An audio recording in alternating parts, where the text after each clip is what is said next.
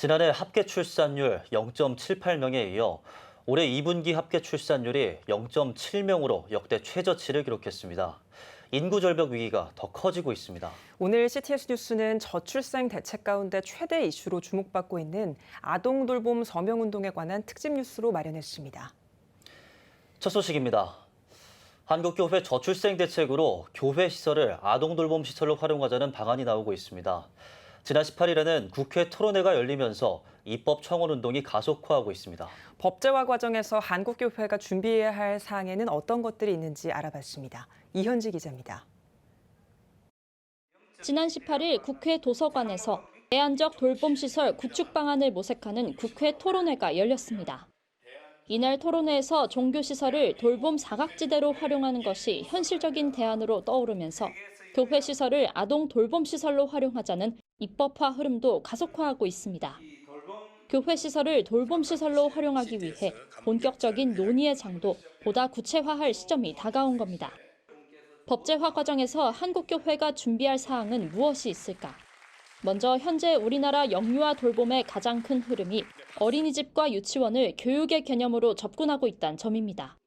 보건복지부에서 담당하는 어린이집과 교육부에서 담당하는 유치원이 모두 교육부 소관으로 통합하는 일명 유보 통합이 대표적인 흐름입니다.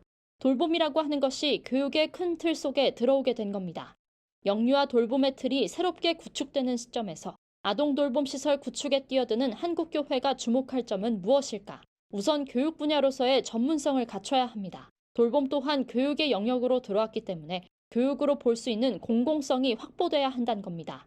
그러기 위해서는 교회의 아동 돌봄 시설의 안정성과 교사의 전문성이 필수입니다. 재난에 또는 위험 상황에 잘 대비하고 있는 시설인가에 대한 고민이 가장 우선적으로 필요한 거예요. 그 다음에 또 하나는 그 교육을 담당하는 교사의 수준과 질이 어떠하냐. 사회복지시설 또는 영유아 보육시설의 기준은 상당히 높은 수준으로 진화되어 가고 있거든요. 그렇게 본다면 거기에 맞추려고 하는 전향적인 인식을 반드시 가져야 되는 것이 전제되어야 하는 것이죠. 그러나 개교회가 교육시설과 프로그램, 교사의 질을 확보하는 것은 쉬운 일이 아닙니다.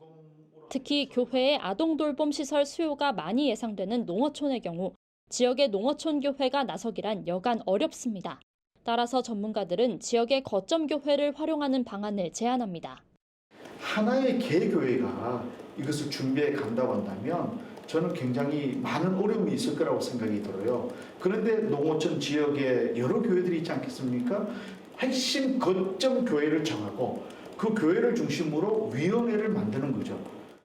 현재 저출생 극복을 위해 정부는 다양한 아동 돌봄 관련 보육과 교육 서비스 체제를 구축하고 있습니다. 그러나 아동 숫자가 지속해서 줄어들면서 돌봄 시설의 공급 과잉 현상도 일어나고 있습니다.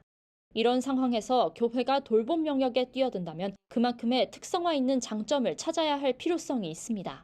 전문가들은 평일 공간이 언제나 비어 있다는 점을 이용해 기존의 돌봄 시설이 돌보지 못하는 사각지대 시간대를 공략하는 방법, 교회가 가지고 있는 사랑의 정신을 통한 진정성 있는 보육과 교육, 상대적으로 저렴한 이용료 등이 방법이 될 수 있다고 제안합니다.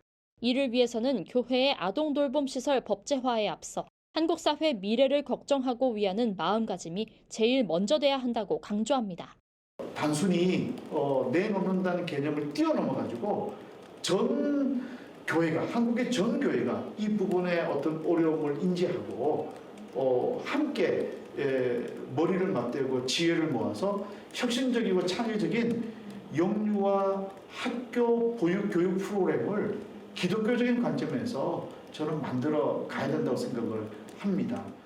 입법 청원자 수 26만 명, 18일 국회 토론회를 거치며 점점 현실화하고 있는 교회 시설 아동 돌봄 법제화. 현실화의 장벽을 넘어 실현을 이루기까지 더욱 철저한 준비와 관심이 요구되고 있습니다. CTS 뉴스 이현지입니다.